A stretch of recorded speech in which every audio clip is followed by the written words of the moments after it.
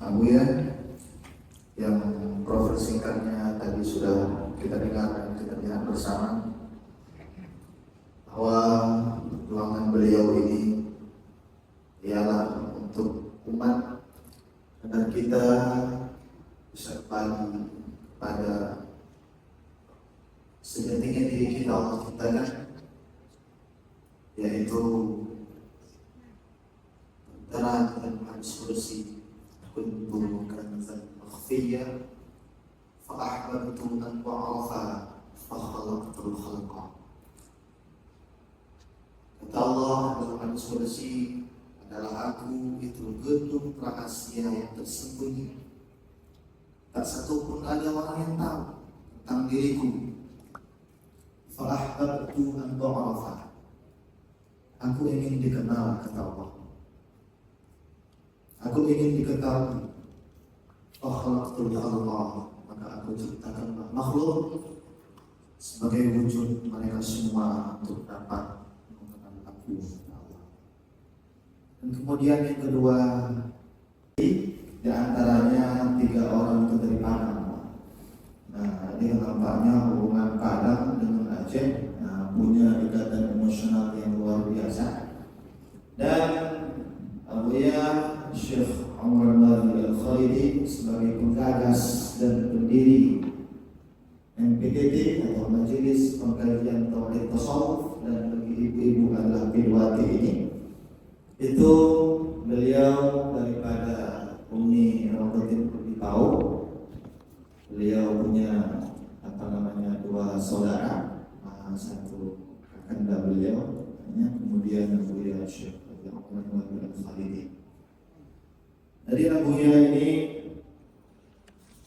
kita tidak tahu ya, cerita dari segi mana kita tidak tahu, karena kalau kita lihat dari segi perjalanan dakwah beliau itu, kalau kita ceritakan beliau seorang ayah, nampaknya beliau itu adalah seorang ayah yang luar biasa. Kalau kita ceritakan beliau itu sebagai seorang teman, maka itu pun juga teman yang sangat luar biasa. Kalau kita ceritakan Abuya ini sebagai seorang guru, beliau itu wujud luar biasa.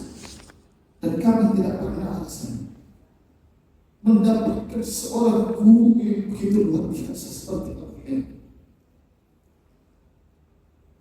Beliau tidak terlelah. Beliau tidak tahu kalau beliau itu terima sakit. Bahkan kami yang setiap hari mengaji dengan beliau, kadang-kadang kami melihat kaki beliau itu diperban, tapi beliau juga tetap mengajar. Dan dalam keseharian beliau, bisa kita katakan beliau itu punya 5 kebiasaan, 5 P. Yang pertama, beliau itu adalah sebagai pengajar. Beliau istiqamah mengajar murid-murid beliau dan para dewan-dewan guru yang ada di pesantren Darul Ihsan tempat beliau sekarang, dan juga di Darussalam tempat yaitu didirikannya pesantren Darussalam oleh ayahanda beliau Abu Syekh Mudawali. Selang sehari di Darussalam, sehari di Darul Ihsan. Dan itu rutin, tidak pernah bolong-bolong. Kalah kami murid-murid beliau. Kadang beliau sendiri yang memanggil kami. Bahkan saya pernah tertidur. Saya tinggal memang di samping rumah beliau, namanya posko. Saya pernah tertidur dan dibangunkan langsung oleh beliau. Dan kemudian setelah beliau mengajar sekitar jam 8 sampai jam 10, beliau mengajar di Darussalam dan ataupun di bawah Darul Ihsan.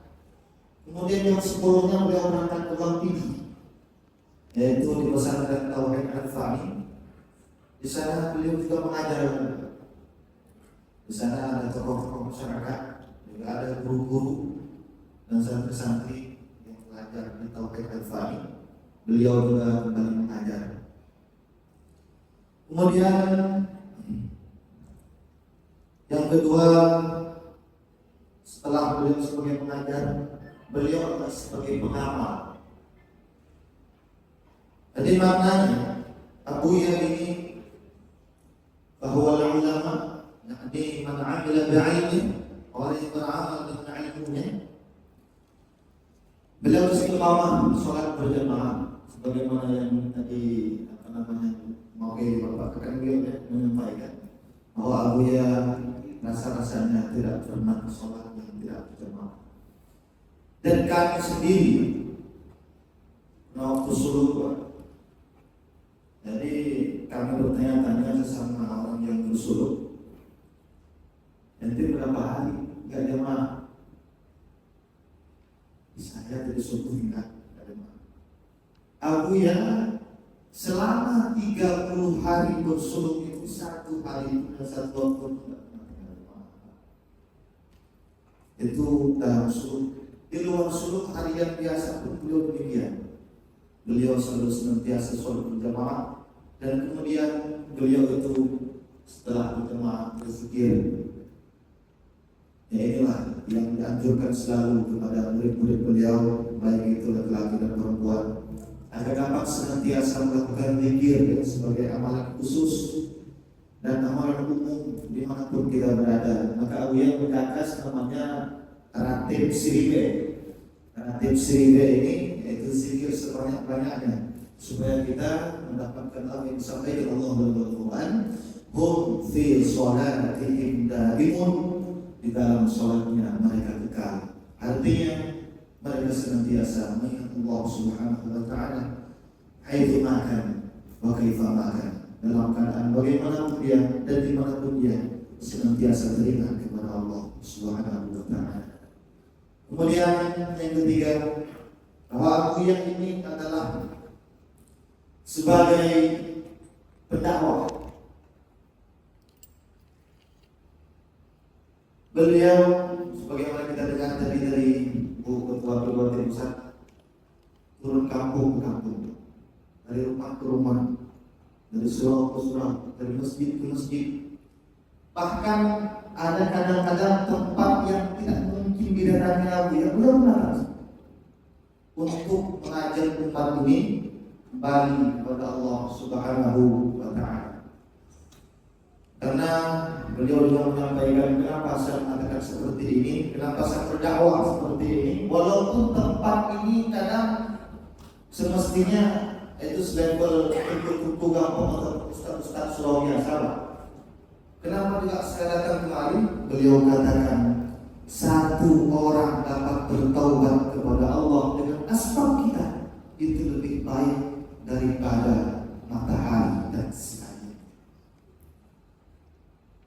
Maka ini juga yang membangkitkan semangat juang dan juga hikmah kemauan daripada anggota-anggota majelis tasawuf ini untuk dapat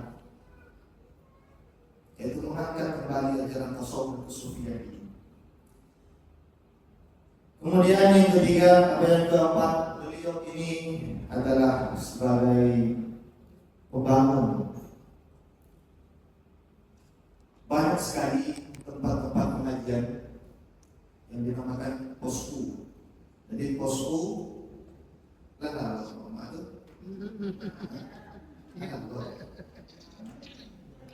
Kan? Jadi mana kan? Lanjut. Jadi posku. Jadi posku itu tempat mengadakan pengajian.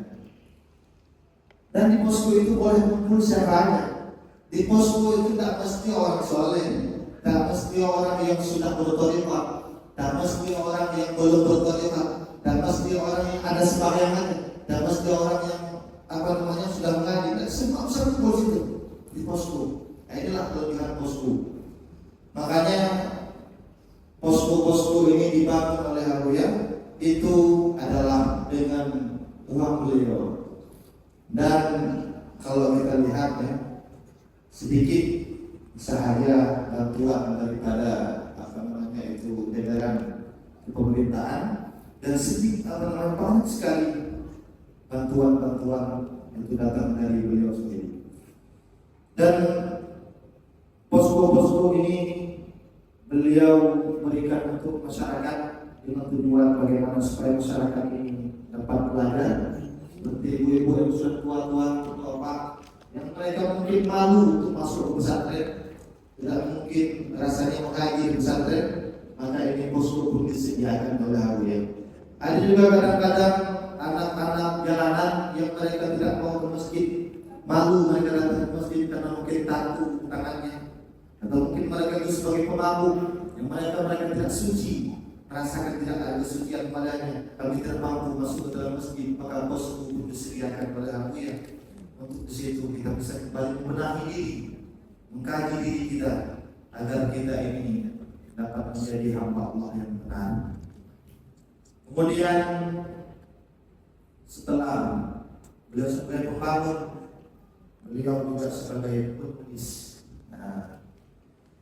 Jadi penulis ini banyak sekali makalah-makalah itu daripada Hawiya yang sekarang sudah dibukukan, sudah hampir ada empat ya yang sudah dibukukan kalau tidak salah ya. Ada sekitar 4 buku yang sudah dibukukan. Itu semua adalah tulisan-tulisan daripada Hawiya. Dan juga sudah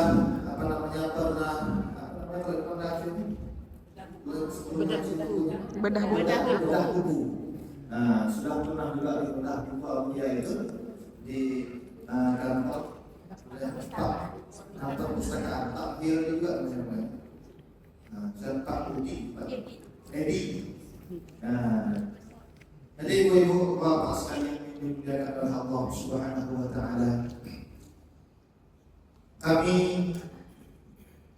mungkin itu menjelaskan profil Hawiya yang secara keseluruhan mungkin tak cukup waktu. Namun kami hanya menyampaikan sekilas saja tentang perjuangan beliau dan beliau yang sudah kami lihat sekarang. Karena kami rasanya kalau dari segi keluarga ada juga anak beliau di sini yang lebih berat. Kami hanya menyampaikan sekilas saja profil Hawiya ini dari segi perjuangan beliau yang begitu luar biasa. Lalu dari kelima komponen ini, beliau sebagai pengajar, pengamal, pendakwah, pembangun dan penulis, ini yang sebenarnya beliau harapkan ada pada setiap pribadi muslim, apalagi yang hidup kuasa sekarang ini.